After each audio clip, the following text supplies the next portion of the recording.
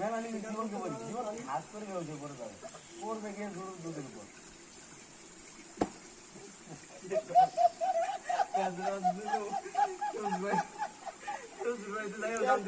আক্রমণের শিকার হলো জুলু ভাই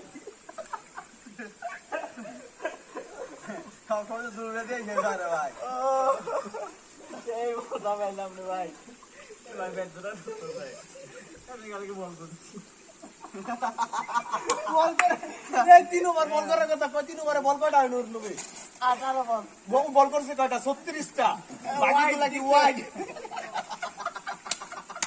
ওরে বাবা রে ভাই ও আসি বাবা